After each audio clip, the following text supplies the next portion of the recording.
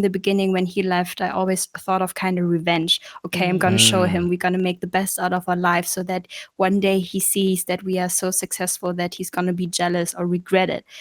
And this is the wrong mindset.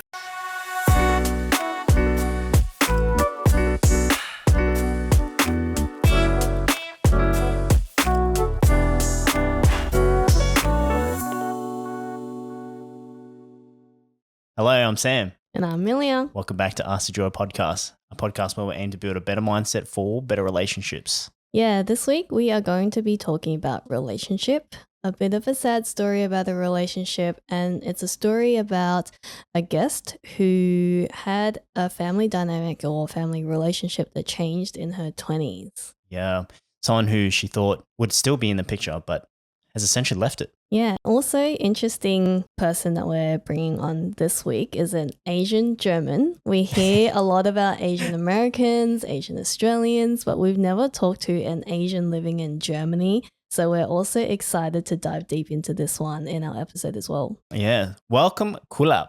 Hello, like we say in Germany, hallo. And guten Morgen. Guten Morgen. Yeah, well, firstly, we want to say thank you for joining us and also being vulnerable and sharing this story that we're going to talk about through our episode. So really grateful for you to share this story, and we're excited to also learn a bit about Asian German people and what they do over there and what's life like. Yeah, thank you so much for asking me to be on your podcast. For those who don't know the story, I found your podcast on Instagram, so that's how I connected with you guys. I think texted you or slid in your DMs and was asking, hey, are you guys open for a coffee date on Instagram? Maybe we can connect and talk, because I listen also to your podcast. And that's, I think, how we guys catched up. And then we realized that we kind of connected also by sharing our stories and talking. And yeah, so I think I'm going to introduce myself. Like you guys said, I'm Khoulap. I was born and raised in Germany, in Dortmund. For those who know the soccer football game, Borussia Dortmund, that's actually the town where I was born and growing up and still living so far with my boyfriend, let's say, with, of course, different stations in between. Hobby-wise, I like to do podcasting as well. So I have also an own podcast, which is called Khouliconnects. So far, episodes in German. So this is my first English episode. So please be patient with me. Yeah, and also sharing about my stories growing up in Germany while having parents from Laos coming to Germany in the 70s. Also talking about having a burned out when I was 28 2 years ago after working in a Big Four. So yeah, sharing all my personal experience with people out there. And I think that's how we also connected. And one personal and the most emotional story is exactly the story about my dad leaving us. And I'm very open to talk about it today with you about it. And maybe there's someone who's going to listen to it will get inspired, or maybe get hope after this by hearing the story. So much to uncover. Yeah. But before we get into the details, could you share just a little bit about background of what family was like and what has changed? Yeah, so maybe to start from the beginning, my parents are from Laos, and my dad's side, actually, they came to Germany in the 70s during the Vietnam War. So my grandpa decided to take all the 7 children, including his wife, to do the jump and to come to Germany and to start a new life here. So the family from my mom is still in Laos, but my dad came first when he was 15, and he was the oldest of his family, let's say. So he had to learn German, living in a country with 4 different seasons, a different lettering and everything. And he was the first one who graduated actually from university in biochemistry, so the first one of his family. That's cool. And he was always someone I looked up to. So he always taught me and my brother. So I have a brother, he's 1 year younger than me. Shout out when you hear this, Tep, his name is Tep. yeah, we were a family of 4, like my mom, my brother and I, and my dad was always like, let's say, the mentor in our family. He always told us to learn good in school, to make the best out of your life. So we were really like this, let's say, perfect family of 4 from the outside, living in a small city, having a house. My dad was working, let's say, in the pharma industry, my mom having a part-time job. So he was the main let's say, carer for our family. So from the outside, it sounded really perfect. And when I had issues or career problems to talk about, he was the first one I was talking to about career choices, personal problems. And I was really like, let's say, this typical daddy's girl, when you can say that. In the past, my brother was closer with my mom, not that close with my dad, to be honest. Yeah, so that was family in the past. So really happy family, let's say, from the outside. Wow. Mm. Crazy. And then how did that all change? Yeah, so it changed in 2016 when I was 22, and I can also still remember the date. It was the 22nd October 2016, actually. Yeah, so during that time, I was still in my studies in my second semester doing an internship in marketing. And then my dad told us, hey, I've got a job offer in Laos and I want to go there and I want to accept that job offer out of a sudden. And I remember I was so shocked because I was saying, like, why? Because you have your job here, you build everything. We are here in Germany. Every one of your families in Germany. Grandpa and grandma, they sacrificed so much to be here. So why would you go back? Like, I don't get it. And then, your mom and we always wanted to go back. We have a house there. We want to go back. Germany's not our home. We want to go there. So I want to build a future there for us and then take her. You and your brother are already grown up. You can do your own thing. And I remember that we were having a fight and I was crying and my brother was trying to comfort me down. He was saying, hey, dad always knows what to do. He knows what's best. So we should trust him. We should believe him. And maybe it's a new beginning. Who knows? And we should trust him. Yeah. He was trying to comfort me down, but my gut feeling was already like, Something's this wrong. doesn't work. Yeah. Wow. So what happened after that? Did he actually move over first and he just went with it, or did he try to explain to you? Yeah, so in the beginning, it seemed like that he was saying, yeah, I'm just going to go there. And then in a few weeks, I'm going to come back, take your mom, and then go there again. So it felt like, okay, he's going there maybe on vacation for a couple of weeks. And then when we brought him also to the airport, it doesn't feel like a goodbye. You know, it was just like, okay, hey, we're going to see each other in 2 or 3 weeks again. So just do your thing and then we will see each other.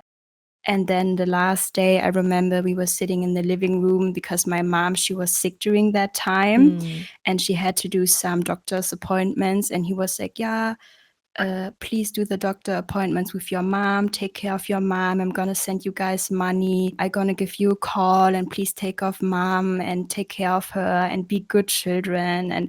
And we were like, yeah, sure. Of course we will do. We will take care of mom. And of course, because in that age, you believe everything what your dad is saying, right? So he was like the main hero in your family. So it was always like, yeah, okay, of course we do that. And then a couple of months and weeks later, we realized no money was coming in, no more calls. Damn. Wow. Yeah.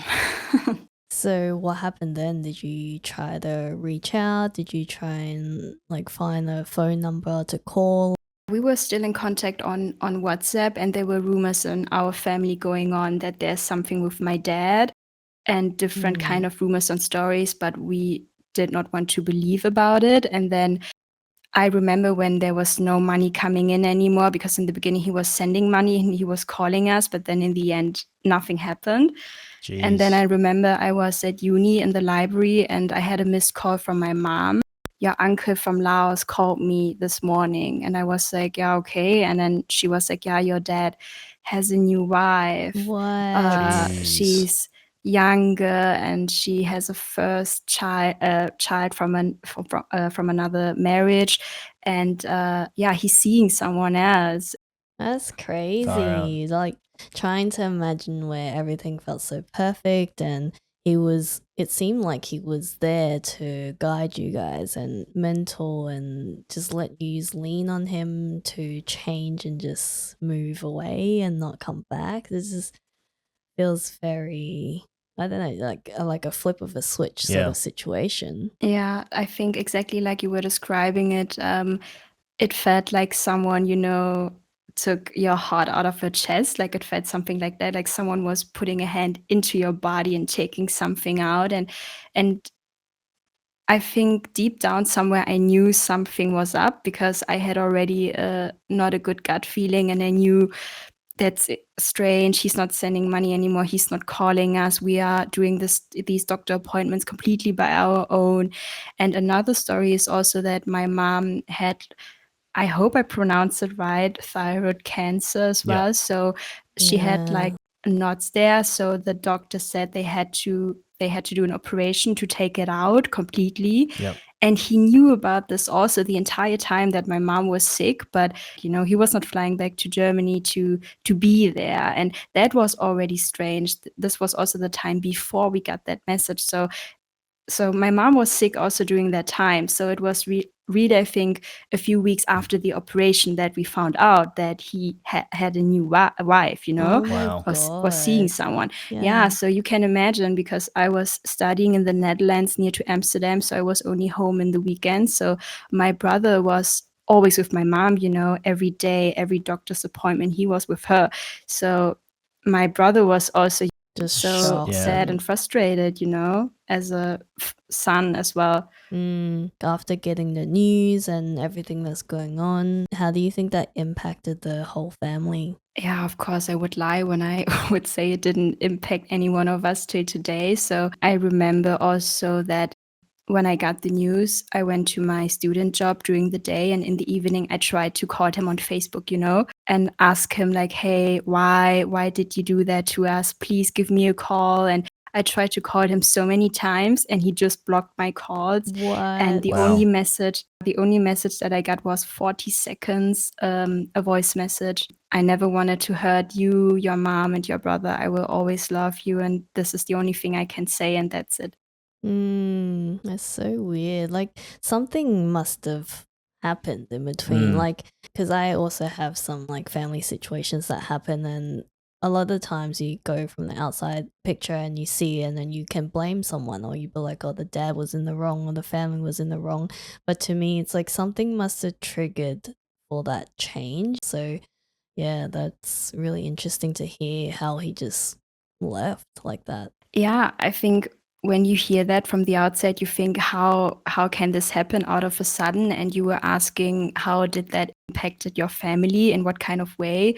So I think for 22 years, when you believe that this person is like untouchable, let's say you're a superhero in your family, graduating from university as the first one, coming as a refugee to Germany, learned the language. Of course, it's like that you're thinking, how is this real? It cannot be real, because you feel like you know this person for so long, and then out of a sudden, new pictures on Facebook with this new wife, with this new little son from her first marriage, and it seemed so unreal to me. It seemed Yeah. like, hey, what about us? What about me and my brother and my mom? And you guys have to know, my mom, her family was in Laos, so she came to Germany just out of love because of him, because he proposed to her and asked her, hey, would you come to Germany with me, start this future? We know each other from high school, so they were high school sweethearts. So for my mom, he was like his first and I think last love. And I think even for my brother, because the relationship between my brother and my dad was not good in general, because my dad always wanted my brother to study, to pursue a different kind of direction. I was more like the creative guy, playing guitar, skateboarding, more like a hands-on guy, So, and my dad was always like arguing with him, like, why don't you go to university? Why don't you do this? Become a lawyer, doctor, engineer? I don't know. And so for my brother, it was more like, yeah, let's say, oh wow, it's even worse, Yeah, yeah. So from then, when you had like the perfect four, like the family of four, to the change after that did it change any perception on how you see family now? Yeah, for sure. I think I always thought in the past that family comes first and that family is like untouchable and that your parents are perfect and you cannot say anything against your parents. I think especially, I don't know how it is for you guys, but when you are growing up with immigrant parents and also Asian parents, that they always try to say, hey, family comes first, believe and what your parents say and take care of your parents. So I think when he left us, it also destroyed this value, you know, of believing in it. Yep. Because then you think, why should I believe in it and believe what he's saying when his actions are completely different? So what I realized for myself also by going to therapy, also because of this couple of years ago, that I can also make my own family and also create my own values, that I don't have to rely on that, what my dad was telling me and what he was saying to me and my brother, so that I can, you know, create my own happy family with my own values that I believe and that I share, and that I don't have to follow him, you know. So this is maybe what I learned. And only because it's your dad or your mom, it doesn't mean that everything what they're saying is right and that you have to accept and believe what they're saying. You are your own person and you can say if you're not feeling it or if it's not right. It doesn't mean only because it's your dad, oh, you cannot say anything, it's your dad, you know. Yeah.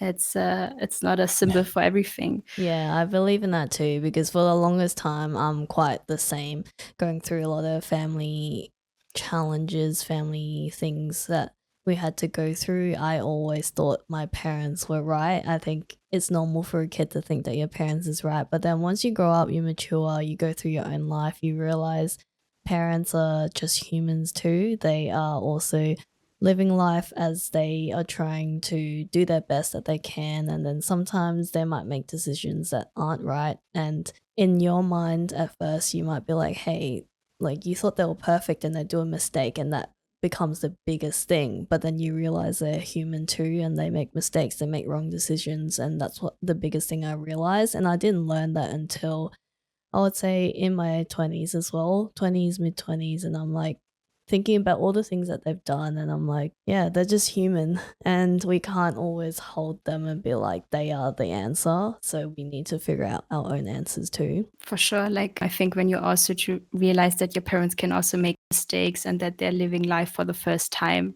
as well, and maybe having also their own issues from the past, which, or maybe they never thought about it, or maybe wounds which are not healed yet.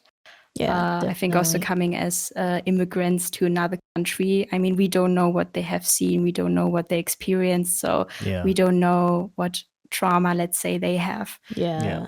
And being Asians, I'm sure there's a lot of stuff they haven't worked through either. There's a lot of things that they've held inside to be the stronger person, to be the bigger person, because they needed to be like that as they were growing and living their life. So I'm sure there's a lot they haven't uncovered.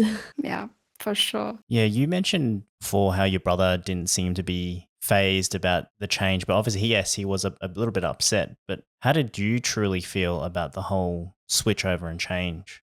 Yeah, I think regarding the relationship with my dad, because we were so close, and also finding out that he chose to stay there in Laos because of his new wife. So he chose her as her first priority. And I think that was also a slap in the face as well, to realize that your mom, your brother, and that the three of us were not his priority anymore.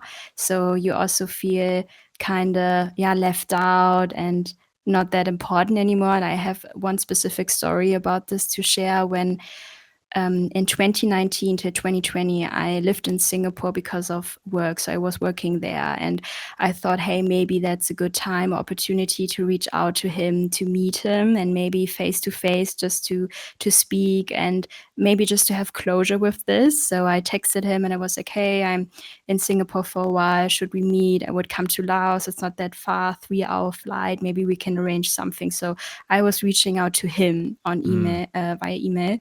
And then he replied and he said, yeah, sure, why not? I would like to see you. Let's talk. Let's do this. And on that specific date. And then we arranged everything. Yeah, and then when we had the day coming, we were supposed to meet for dinner. And then I was texting him, hey, when are you picking me up from the hotel? You said we're going to meet for dinner. And this was arranged already Yep. a Yeah. couple of weeks ago, right? So Yeah. that day was set. And then he was saying, yeah, sorry, I don't want to drive that late. I'm not sure. Maybe we can meet What? tomorrow or another day. That's Wow. so sad. It's a shame. It was Yeah. really Oh my it was really God. sad. I was also traveling to Laos with my roommate during that time, so I was not alone. So she was also with me, and then I said, why we were arranging this day for so long, and tomorrow I have to leave back to Singapore because we have to work. Like, this is my last leave day. I Yeah. can't. Like, the Yeah. flights are booked and everything. Yeah. And then he texted me so many messages. You're such an arrogant daughter. What? You never respect What? your dad. Oh Wow. my How can you God. stay in this hotel? And my wife is saying, when you don't respect your parents, that you won't have luck in your life anymore. What? And he was really dragging me down, you know. Wow. And I Yeah. was thinking, wow. Wow. Do you think part of it he did want to see you, but he felt bad? Like the guilt may have driven him to not come and see you? I'm just playing devil's advocate here. Yeah, I see where you're coming from. It's also a thing we talked about in therapy as well. I think it's more his ego, you know. It's his ego Yeah.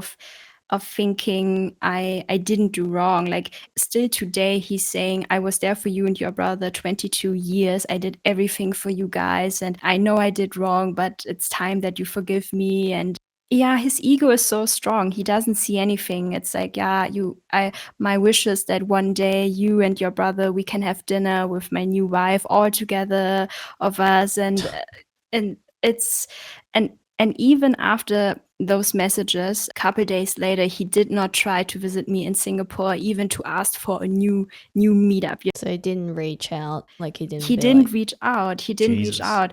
And then I think months later, when COVID hit and I went back to Germany because of the lockdown, then he texted me again and he was like, how are you? How's mom doing? How's grandma doing? Like, nothing happened. It's like, it seems like he's bipolar or something. I don't know. yeah.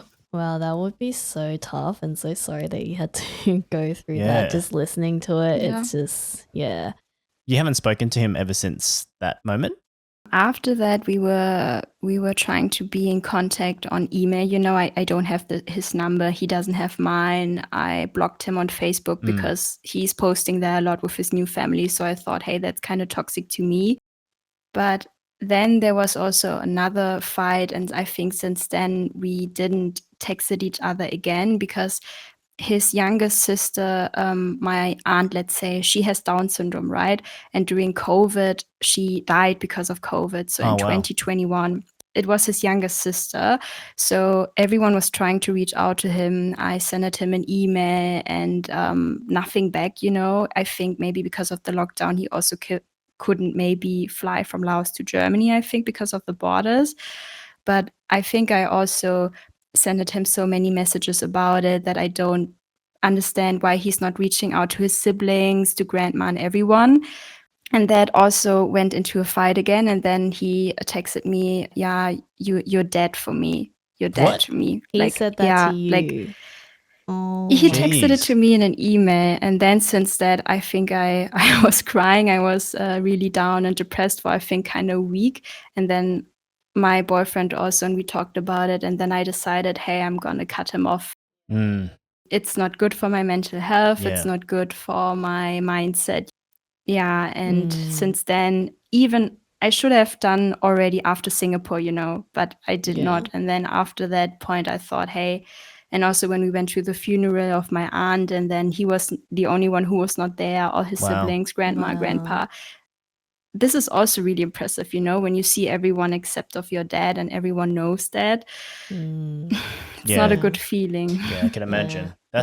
That's terrible. I think it definitely sounds like he's changed quite a lot. Like, as in the person that you knew him as to what he sounds like he is now is just totally different.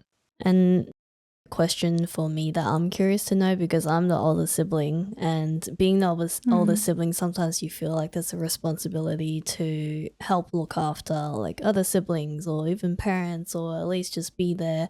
Do you have that sense of responsibility now? Do you feel that now that your dad's left? Do you feel like you need to step up or fill a certain role in your family? Yeah, I think after we knew that he left us, I mean, my brother and I, we are just only 1 year apart, so there's not a huge age difference, let's say. But I think I had that feeling when, because we were living in a house, we had a car, so we had to sell everything, right? Because my mom was only having a part-time job, so there was no opportunity to stay in that house because it was not paid off and everything. Luckily, it was only, let's say, rented. So my dad didn't bought the house. That was the best luck, I think, for us. So we could just move out and everything. But I was still, let's say, in the lead of doing all those arrangements because my mom is not fluent in German. So I had to translate everything. I also went with her to the lawyer for the divorce. So I was also there with her in court when she was saying, hey, Oh. I'm going to get a divorce as well. So I was there. We were looking for a new apartment. So we moved from a house, a house with a garden. We moved to a smaller apartment. And for 2 years, we did not have a kitchen, let's say, because we didn't have the money to buy immediately a new kitchen. So most of apartments in Germany, either they have already a kitchen studio inside or they don't have anything at all. So then you have to buy a new kitchen actually. And when you move out, either you sell it to the new renter or you take it with you. But most of the time, there's no kitchen included in apartments in Germany. Either it's a business studio maybe, but it's not that common. Yeah, and I remembered when I had my first job after my bachelor degree, I also financed the kitchen, for my brother and my mom for almost 2 years, paying it per month from my little salary that I had from my first trainee job. I was a management trainee during that time, so that my mom and my brother had a kitchen. So my mom was, I don't know if you know this camping things when you take for camping to cook. Or like the portable gas stove? Exactly. She was using this for almost 2 years, and we were washing dishes in the sink in the bathroom.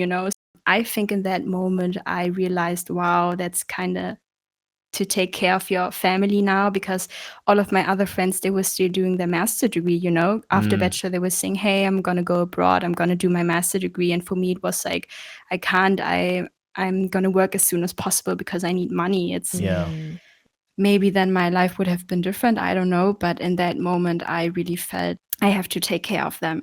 And how did you feel in that moment, feeling that you need to step up and take care of the family? What were you thinking and feeling at the time? Yeah, it's for sure a high pressure, I would say, mentally, because when you compare yourself as a 22 or 23, 24 years old with your other friends, they are all living their student life, focusing just completely on themselves. And I think since the moment, I think it's not only the feeling that I had, I think for my brother as well, for being grown up so fast, and also my mom mentally relying on us 100%. She was crying. She was so sad all the time and almost not eating, getting so skinny, and always relying on me and my brothers. So there was no time for us to be sad or to show her that we were frustrated. It was always like being on survival mode all the time so that she doesn't have to worry about us. And I think the biggest supporter that I had during that time till today was my boyfriend and also my closest friends. I think without them, I wouldn't be, here where I am today, because they were supporting me from the beginning, helping with the house, helping with the moving, helping with the arrangements. Also, the family from my boyfriend, they were helping when there were, maybe legal issues or something, paperwork. They were helping us. So everyone were helping us. So that's awesome. No one from my dad's family, to be honest. No, my aunt, she didn't help. My uncle didn't help, but my friends, to be honest. Yeah, no, it's so good to hear that you had such a good support system and everyone there just wanting to step in and being there for you and the family. Like that's sometimes really hard to find, and like although it was such a sad situation with your dad and the family, but it really draws out all the people that you truly have around you, and to see that and experience that, it's so beautiful. I read a quote somewhere on Instagram. I think family and their friends are chosen family. Yeah. So, and I think in my case, it really is like friends are chosen family. And yeah, that's everything about support system and having the right mindset, I think. But yeah, during that time, it was really a big burden, let's say. Yeah, can definitely imagine. Because I'm just imagining me back in my 20s studying. I was a whole different person back then. I was clubbing, I was drinking, and to imagine to give up studying, which is your main focus, and to go out there, find a job, to look after your parents or your mom and your brother, and stepping up to fill that role. I can just imagine how hard that would be. A quick interruption. We want to thank all of you who have been supporting us. And if you haven't already, please like, comment, and subscribe on our YouTube. If you found any of our episodes helpful, please share to your friends and family, as it would help us grow. Now back to the episode. And I would like to share another story, maybe the point of view from my brother, to make it more clear how maybe that hurt him as well. My brother told me that a few years later, after my dad left, he told me when he was 16, when he was on his laptop, and sometimes my dad was also using the same laptop, right? And sometimes he forgot to log out from his Facebook profile. So my brother was 16 and he already saw that my dad was like texting with other women on Messenger. Oh, wow. And he didn't logged out during that time. So my brother was 16. The relationship between them was already not that good. So my brother went to my dad and he was like, hey, I have to ask you something. And he was like, promise me that it's not true because I don't want to tell Khoulap and mom about it. So tell me. And my dad was like, no, it's just a friend and there's nothing. And why are you looking on my Facebook profile? And like really changing his words. And my brother was only 16. He was like, yeah, okay, I believe you. I believe you, and I won't tell Khoulap and mom anything because you are saying it to me. So you're my dad, so I'm going to believe you. So you have to imagine, even though when my dad said, I'm going to go to Laos, my brother was the one who was comforting me, right? He was saying, we should trust him. He's doing the right thing. So my brother was always like, although the relationship was not good, he was always trying to support him no matter what. And I think you can imagine how he's feeling now, For sure. Yeah, that's so tough. That's so sad. So he was still in the picture at that time when your brother realized he was talking to other people on Facebook, and then he left? Yeah, exactly. So my brother was 16. So when that happened, we were 21 and 22. So for that long time, my brother knew that there was already something but going on. He, as a innocent child, I don't know, Sam, how you feeling about it as a son, and maybe, I don't know, with your dad, it's like, yeah. But it shows you, like, as in your dad was probably doing the texting of other girls for a long time, maybe even longer, and no one knew. Yeah. And when you were talking about burnout, did you also get burnout around that time as well? Or was it only when you moved to Singapore? I think during that time, I was not aware of having a burnout at all because I was in this survival mode all the time. When I had my job at a Big Four and I was staffed on a project where I had to travel 4 days a week in another city, six hours from Dortmund, let's say. It was a project in Munich in the south of Germany. For a customer. And I think that was the point when I realized job-wise, it was a lot. And then I was not eating well, I was not sleeping. And then when I went to see my doctor, she was telling me, you're burned out, you have to take a rest and you're shaking and you're nervous all the time and anxious.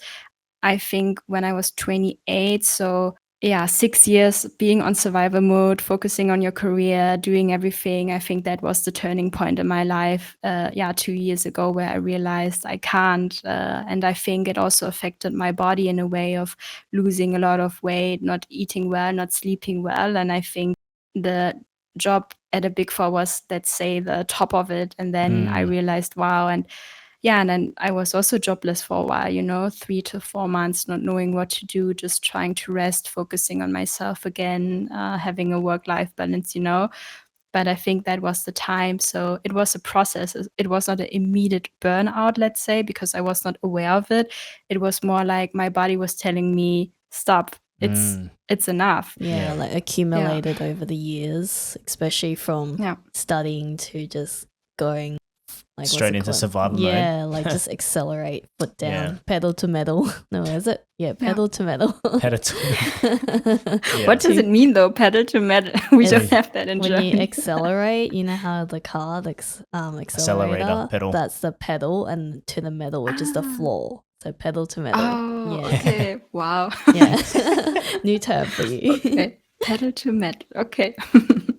Yeah, and you also spoke a bit about your family migrating to Germany and all of that. We wanted to see a side story of what it's like being Asian and living in Germany as Yeah, I think I also have a funny story about that. When I was in Singapore on my first day of work, the first thing my supervisor was asking me, hi Khoulap, I have a question. And I was like, yeah, sure. And then he was like, have you ever experienced racism in Germany? And that was the first question he was asking me on my first day at work during lunch. Wow. And I was like, wow. no filter. Wow.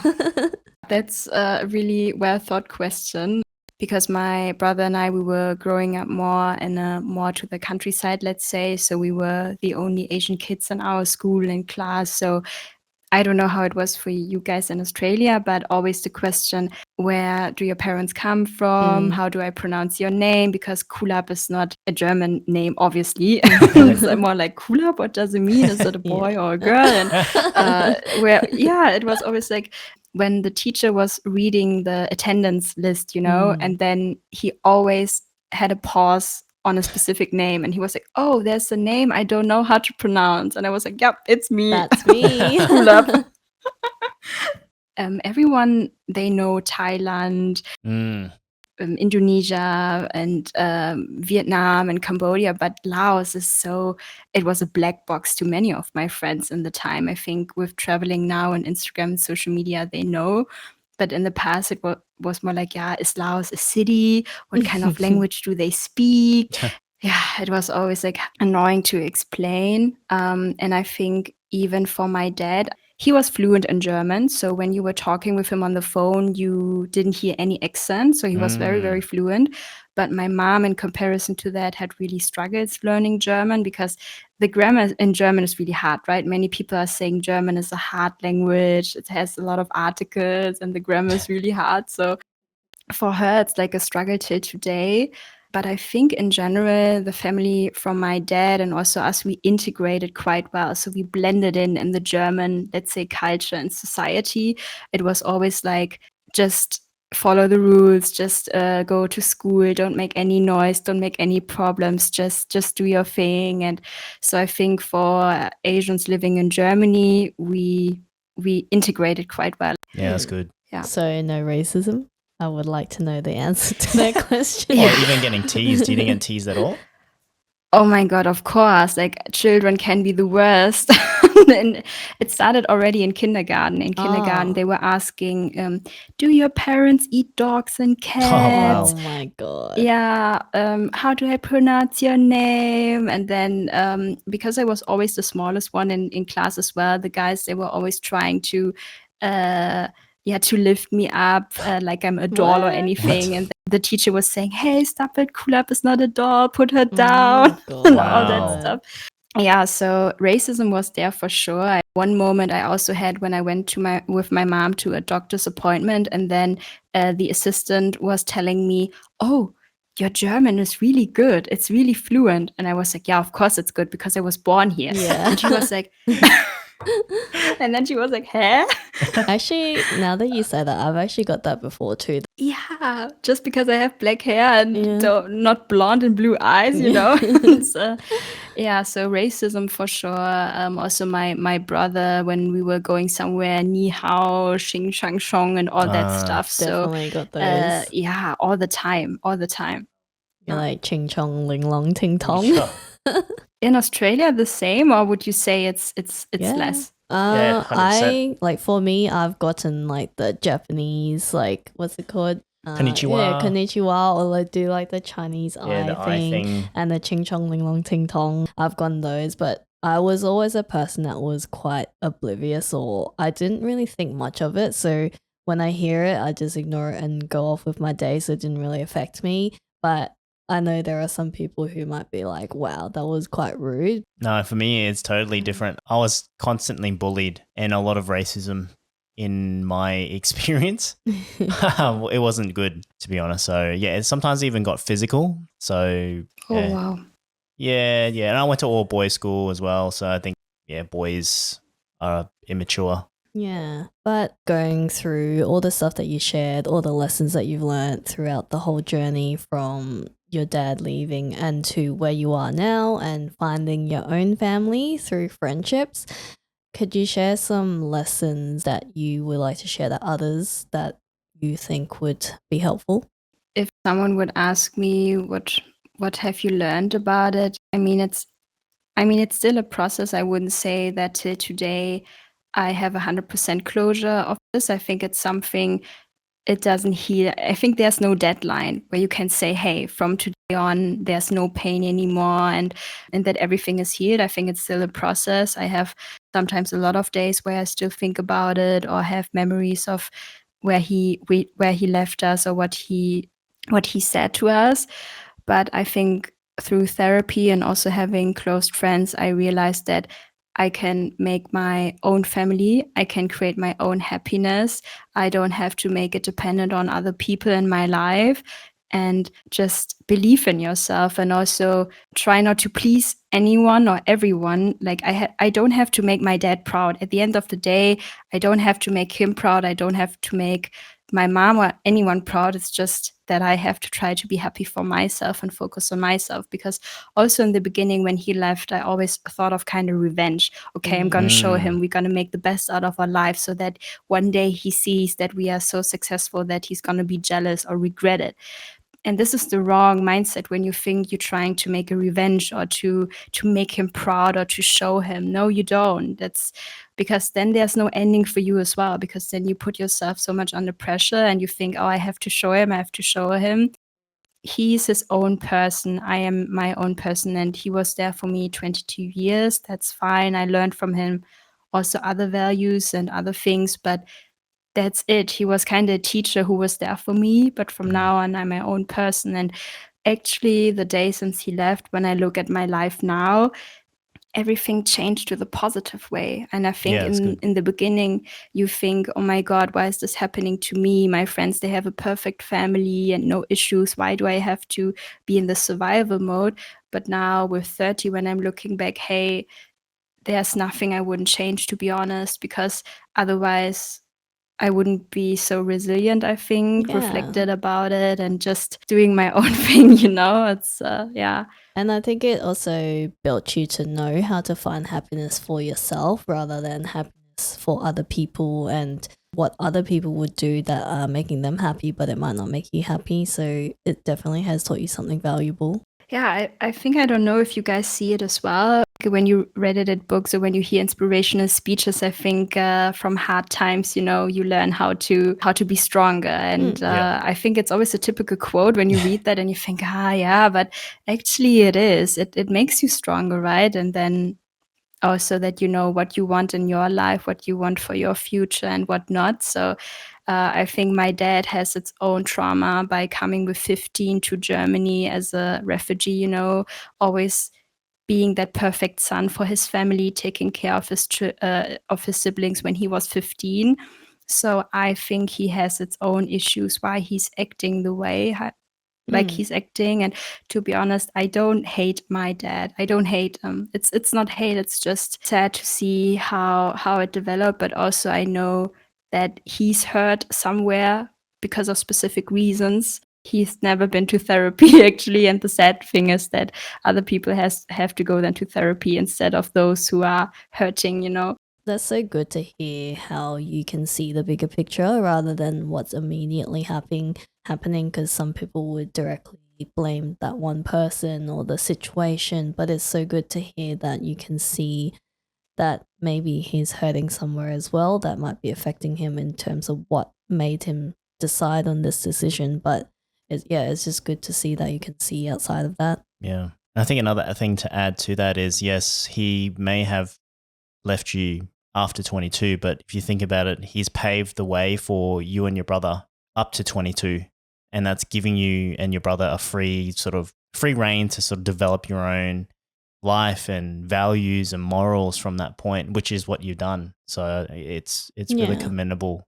Yeah, how and you think. taking the learnings of what you've learnt so far from him up until 22 and developing your own learnings from there, because you still learnt something from him and he still shared something that would be valuable throughout that time that he was with you and your brother and your mum. Yeah, 100% agree with that as well. And one thing, or maybe one last thing, what I also learned or maybe thought for myself, maybe when having a family one day or maybe having own children, that I don't want to pursue or maybe don't want to believe in.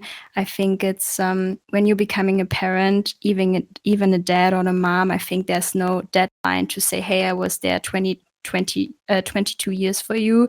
I think when you become parents, it's a commitment. You decide for that to become a parent. So in the end of the day, the child doesn't have to suffer because of, trauma issues because of the parents. I think the child is innocent in this case. So I always thought about it that when my parents when they want to get separate, okay, I mean, it can happen, right? When parents say, hey, we don't love each other anymore, we want to go separate, but it doesn't have to do anything with the children, So this is maybe also learning what I thought, hey, when I have kids maybe one day, then it should be a commitment and then to be there for them. Yeah, that's really nice. Yeah.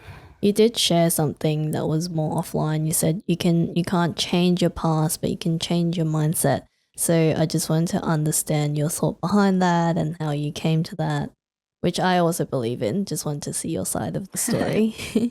Yeah, I'm curious what you guys are thinking about this. I think it also came through going to therapy, also talking with my therapist about it, that because when I had my first therapy sessions, I thought we're going to speak only about the past and that we're going to analyze every detail in my past. And then she was like, yeah, Khoulap, we can do that for the first or two sessions, but it makes more sense to focus now on your now and on your future, because this is the only thing you can change and where you have an impact on, because on the past you don't have an impact on anymore. We know that it happened, but you cannot change it anymore, right? So it's in the past. So the only thing you can change is today, how you feel tomorrow, how you react to tomorrow, and what you can do now. And it shocked me in a way, because I was thinking, okay, wow, I thought we're going to analyze only my past, and not talk about my future and the present moment.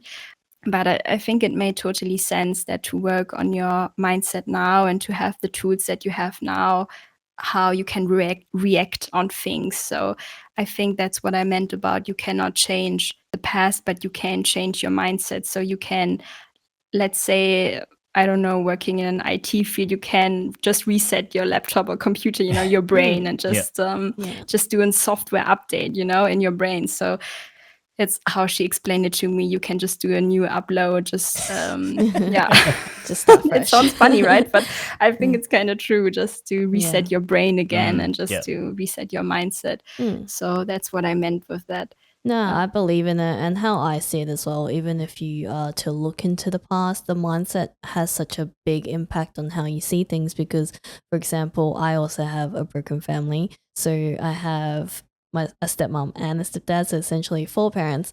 So you could see it in an angle where, like, oh wow, you have a broken family, it's like disjointed, and you could have a sad life and whatnot. Like, you can feel sorry for yourself, or you can see it from an angle that you now have more parents that can give you wisdom, more knowledge, or more siblings who can share times and moments with you. So there's so many angles you can take that on. So when you say you can't change your past, but you can change your mindset, that's how I see it. Yeah, it's actually really powerful, and it's exactly that. You shouldn't be dwelling on the past things. Yes, the past is maybe a poor experience, but you have to be proactive. You have to look forward, see what you can do next to move ahead. It's a stepping stone, right? It's like walking up a stairs. It's making sure that you can continue to walk up the stairs. I really agree with that too. Yeah. And then before we wrap up, just wanted to see if there's any final words that you want to share with people, or even just explain a little bit about your Khouliconnects podcast. I almost forgot about it, to be honest. Yeah, we were deep diving in such deep talk. maybe also to share feedback on at this point. It feels so natural talking to you guys, although we have a time difference in between and talking. So it really felt natural to me. And when it comes to Khouliconnects, this is also my, let's say, side project next to work. I'm still working in corporate, but this is a podcast I started when I got burnt out, actually, in 2022 with my first episode, Burned Out with 28. And so far in German, let's say. But I'm also open to do more English episodes and to make more awareness, and also having other episodes with other, let's say, Asian Germans who are living here, and just to create a safe space. And it's really a podcast which gives me a lot of positive energy. Maybe we need to start learning German so we can listen to these episodes. I need a AI to translate the episodes for me. Yeah, before we end, if you can exit speaking in German, that'd be awesome. If you can introduce where they can find you, what platforms in German. Maybe you have also Germans who are living in Australia. Yes. Who knows? Hopefully you have more Germans after this episode.